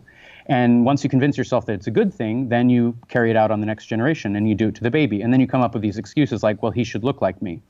So that excuse is a silly excuse because it's not one we use for any other surgery on healthy children. But other plausibly more serious excuses are that they say, well, it's more hygienic. Now, there's no evidence that it's more hygienic, and it's just as easy to wash a penis whether it has a foreskin or not, especially when the foreskin becomes retractable. It takes about 1 second to sort of pull it back and wash the penis. So, if you're concerned about genital hygiene, you should be more concerned about female genitalia, which have much in the way of nooks and crannies and crevices and so forth. And with girls, we just teach them to wash their genitals. We don't recommend neonatal labiaplasty as a way to, reduce the number of folds of tissue that might collect bacteria or whatever. And the same thing is true for boys. Boys can wash their genitals.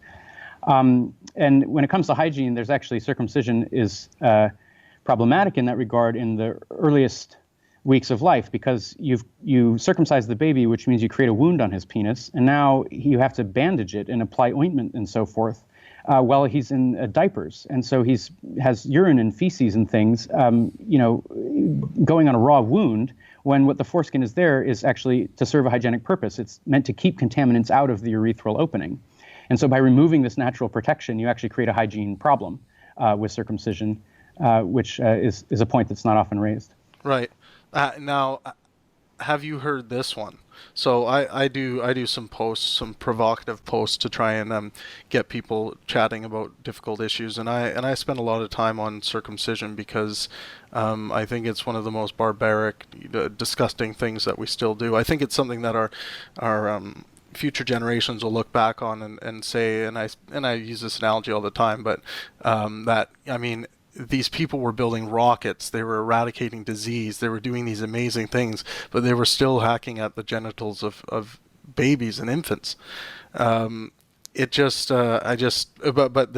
is one I hear when I make these posts sometimes, and not just from a few people. This is highly supported material that a mother will come on and say, I had my son circumcised because I don't like performing oral sex on an uncircumcised penis. Right. And that just baffles me that an otherwise, moral person could say something like that. Yeah, I have a couple of thoughts about this. So first, what people see as normal for sexual practice is highly culturally driven. So if you were to talk to women in pretty much every other Western country, you would get a different set of attitudes. But there's a further issue here, which is that you just have to flip the genders. So some men prefer women with a smaller labia, maybe because they've been influenced by porn or something like that. And I think that feminists who critique this sort of preference are exactly right in saying that, it's better to advocate that people try to appreciate the beauty of different types of bodies rather than mold everybody into some sort of Barbie doll kind of shape. But right. Let's say that nevertheless you had some man who walked in and said, well, I prefer, giving oral sex to women with small labia. No one in their right mind would say, well, let's just perform neonatal labiaplasty. And that way, our daughter can grow up and she'll, be pleasing to her sexual partners. That would be seen as an egregious violation of her right to make a decision about her own body. Yeah, and the guy, most would feel like they want to arrest the guy for even fucking saying that. Yeah, I think that the thought that, a possible future adult sexual preference should be a reason to perform a surgery on an infant who cannot even say no is a really troubling view. Furthermore, the infant might grow up to be gay.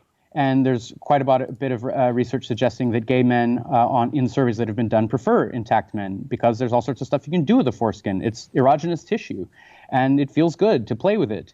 And it's also actually beneficial for women too, because it reduces friction, and so there's lower rates of what's called dyspareunia, which is painful sex.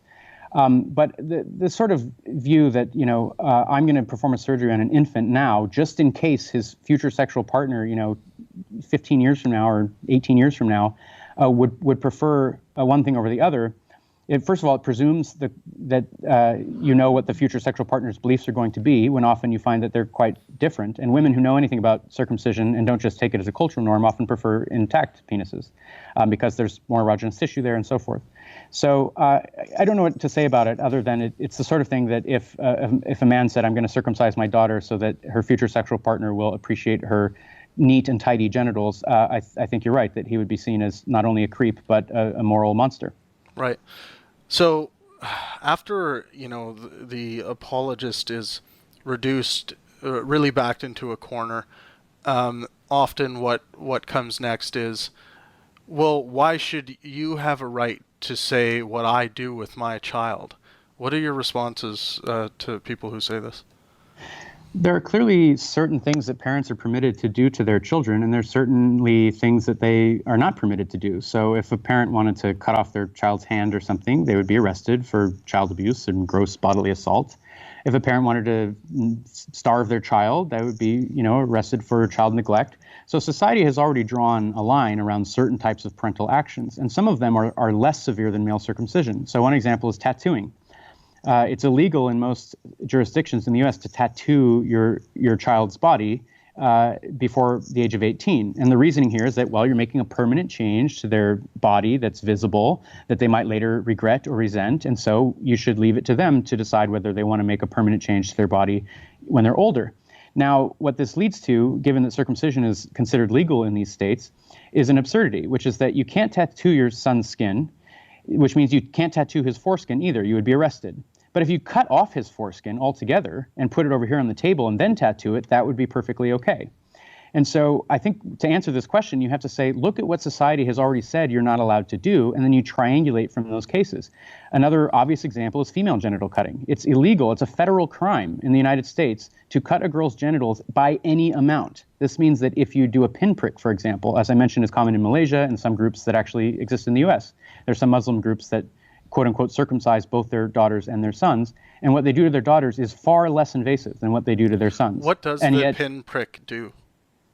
Well, it's seen as a sort of symbolic gesture that's meant to be purifying. So in some cases, it will draw a drop of blood, and it's meant to be that this is a purifying kind of effect, but it's not actually meant to change the morphology of the genitals. It's not meant to damage tissue. Right. So in some of these more minor forms of female genital cutting, which are federal crimes in the U.S., society has said, listen, we're going to draw a sharp line at the boundary of the child's skin. You might want to cut her genitals more or less, or with this knife or with that knife, but the law is going to draw a clear line and say no cutting at all. And yet with males, you can remove, a third to a half of the motile skin system of the penis on a healthy child, and that's permitted in the U.S. So I would say that the response to people who say I can just do whatever I want to my child is that no, you obviously can't. It's just that we have a blind spot with respect to this one practice in our culture because it's something we're familiar with. Is it true in some hospitals in the United States that it is now the default to circumcise, and then, the only way they won't circumcise is if you mention? So it's definitely true that in a lot of hospitals still today, the assumption is that you'll go ahead with the circumcision. So sometimes you'll have nominal consent. It'll go like this. The woman's just given birth. She's maybe still has drugs in her system. It's not exactly thinking clearly. And the nurse will come up and say, shall we go ahead with the circumcision? It's sort of offered as obviously the thing we're going to do, just like should we cut the umbilical cord? Right. And then the woman may sign the consent form. It's all a bit of theater, though, because the consent form, for it to be valid, has to be informed consent. And that means that you have to know about the benefits and risks of the procedure. It means you have to know that in other countries they don't do this, that European medical doctors say that the risks outweigh the benefits. You can't just rely on the American Academy of Pediatrics, which is, holds one view and the rest of the Western world holds a different view. That's not an informed decision if you're not apprised of this information. And then, of course, the circumcision, when it happens down the hall somewhere. You don't see it. it's out of sight and out of mind. But if any mother watched a video of a circumcision, just about nobody would sign the consent form. It's excruciating for the infant. It's painful. And a lot of mothers' protective instincts, I think, would come in if they knew what they were signing up for. You mentioned, is there actually a single benefit? Well, this is an interesting question. So, first of all, it's hard to get clear scientific evidence on this case because you don't have randomized control trials of infants randomly allocated to being circumcised or not. And so getting a clear causal link between cutting and some sort of future health benefit is really difficult. You have weaker forms of evidence. They have done some studies of adult men getting circumcised in sub-Saharan Africa, and there the big claim is that it reduces the risk of female-to-male transmission of HIV. And now proponents of circumcision in the U.S. Do basically bad epidemiology where they copy and paste the results from these adult studies in Africa and just say, oh, well, that must mean that circumcision of babies in the U.S. will also reduce the risk of HIV. But there are, half a dozen problems with this, and I'll just mention a couple. First of all, the trials that were conducted in Africa, there was 4 of them, and people only mentioned 3. The 3 that they mentioned are the ones that looked at female-to-male transmission, and they said that there's a reduction in risk of 60%.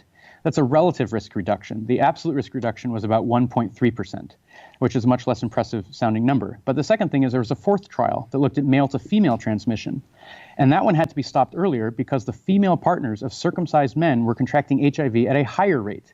And so they stopped it for what they call futility, and they realized that they weren't having evidence of a protective effect, but if anything, the opposite was happening. And so that's the first issue. It's female to male only. Second, it comes from an epidemiological environment where there are very high base rates of HIV, and it's transmitted primarily through heterosexual sex, or at least that's the main theory. In the US, most HIV is transmitted through men who have sex with men and injecting drug users, for which there is no evidence of a protective effect of circumcision. Furthermore, there's no evidence that neonatal circumcision has these kinds of effects because sexual risk is mostly a behavioral issue. It's not to do with the presence or absence of tissue on your penis. And so you can't just extrapolate from a surgery done to adults in Africa to neonates in the United States and assume that everything else is going to be held constant. That's not how it works. So the benefits, insofar as they do exist, the overwhelming opinion among pediatric experts around the world is that insofar as there are benefits, they're not outweighed.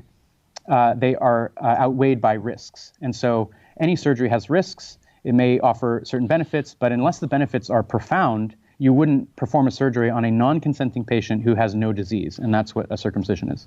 Right. So, what drove you? What drove your focus to circumcision? It was really an accident in my case. I grew up in the Pacific Northwest where circumcision rates are relatively low. I think they're about 20% out of the hospital. So some friends were circumcised, some weren't. And it was something that wasn't really talked about a lot, and nor was it seen as a particularly interesting issue. And it changed for me when I moved to Europe, where not only is circumcision not performed outside of religious minorities, but the doctors there view American circumcision as just as barbaric as Americans view African female circumcisions. They say, why would you, on an infant that's just come into the world, subject it to a medically unnecessary surgery on the most private part of its body, where there are a lot of nerve endings that the infant might want to have later? And so when I started to see that European doctors and American doctors were disagreeing about how to appraise the basic scientific literature, part of my background is in the philosophy and sociology of science. And so I became very interested in how is it that two sets of doctors looking at the same evidence can draw opposite conclusions. And what you find is that there's a big role for culture and psychology here. And in fact, this has been tested. Somebody did a survey of Canadian doctors and asked whether they think the benefits of circumcision outweigh the risks. And it turned out the best predictor of whether they think that is whether they themselves have been circumcised or circumcised their own offspring. And they're looking at the same evidence, so they should come up with the same answer. It's just a matter of reading off benefits and risks off of these studies. But the studies are messy. The studies are often of poor quality. There's often complications with peer review where lots of things get published that probably shouldn't have been published because they had problems with the study, and other things are not published that should be published because the editor is a proponent of circumcision. And so all these reasons kind of keep me involved in this topic where it touches on political philosophy and moral philosophy and feminism and gender studies and sociology of science and medicine. All of these issues are wrapped up in an issue that is basically a taboo. And nobody wants to talk about it. And yet lying just underneath the surface of that taboo is a lot of really interesting, really complicated, really difficult stuff to have to confront. Yeah, I can't help but let this problem of circumcision keep me up at night, and I just think such an injustice is being done to so many infants around the world, and we need more people fighting this fight, to allow for bodily autonomy. Yeah, I think a big issue here is honestly education. There was a video that came out on Adam Ruins Everything, the Comedy Central or whatever it was, College Humor thing. And it says, this is the real reason why you're circumcised. And I noticed that this kind of went viral because a lot of American men just don't know what happened to them. And they don't know why circumcision started. And they don't know that it's not done in other countries and that it's seen as barbaric. And they don't know that the health benefits that are attributed to it by American doctors are seen as extremely dubious and unsupported by European doctors. And so I think that, if part of how you make the practice end is people have to be aware of the fact that the foreskin is not like a extra flap of skin, which I often hear. It's not even a flap. It's more of like a sheath. And so when people say it's a flap of skin, I think to myself, oh, they literally don't know what's missing. Like they aren't aware of what a foreskin is. A foreskin is the surface area of it in adult is about 30 or 50 square centimeters. So it's more than enough tissue to cover a credit card. And it's the most touch-sensitive tissue on the penis. This has been demonstrated now twice using objective measures, where they show that the objective threshold for when you can feel sensation is much smaller on the foreskin compared to any other part of the penis. So men who have been circumcised have had removed the most sensitive part of their tissue, their penis. And what they'll often say is, well, if I were any more sensitive, that would be a problem. And this is also just missing the point of what a foreskin does. It's not more sensitive like more volume. It's more of a rich experiential sensitiveness that you can have more different types of sensations. And once men realize this, a lot of them, I think, are rightly very upset that this was taken away from them when they were literally so young they couldn't even speak. And now you do find that more men, I think, are raising concerns about this, but it's an education issue because if you live in a culture that normalizes something, you don't even talk about it, and you don't know what really is going on. Right. Are the numbers going down in the U.S. or I doubt that this is a thing that's becoming more popular, but are there less circumcision procedures taking place in the U.S. than there were, say, 5-10 years ago? Yes, the out-of-hospital rate from the 1980s was probably 90% or higher, maybe 95%. And now the out-of-hospital rate is about 50%. And in some parts of the country, it's much lower. So in the West Coast, for example, rates are about 30% out of the hospital. And Right. So in some places, when people say, oh, well, he'll be teased in the locker room or whatever, that's actually the opposite is true in some parts of the U.S. now. If you're circumcised, people say, why are you missing part of your penis? Not, oh, something's, wrong with me. Right. So the majority population in some parts of the U.S. is now non-circumcised or intact. Are you planning on writing a book? I'm working on one right now, as it happens. Yeah. So can you give us any information about the book, the angle you're going at it? Yeah, my big argument is that we shouldn't be thinking about this in terms of having separate moral rules for boys, girls, and intersex children. And I use the example of intersex children as a key feature of my argument because, first of all, a lot of people don't know about intersex children, but they undergo forms of genital cutting that are just egregious. I'll give you an example. If you're a baby and you're born with ambiguous genitalia, so you have a structure that could either be a small penis or a large clitoris, if the doctors and the parents decide that you should be raised as a girl, they'll essentially excise the clitoris. They just perform a clitoridectomy, which is one of the harsher forms of female genital mutilation. But because it's done to an intersex child and it's treated as medicine, they think, oh, this is a benevolent thing that we're doing for the child because God forbid that her clitoris should be too big. I know some intersex people who are very happy to have large clitorises because that's a lot of sensitive tissue that they're glad that they've kept. And so they were fortunate to escape these surgeries. But a lot of intersex people have these damaging surgeries done, and they regret them later. And the problem is this. If the law says that it's impermissible to cut female genitals, but it's permissible to cut male genitals, it has to draw a line to at what point a large clitoris, which is illegal to cut, becomes a small penis, which is legal to cut.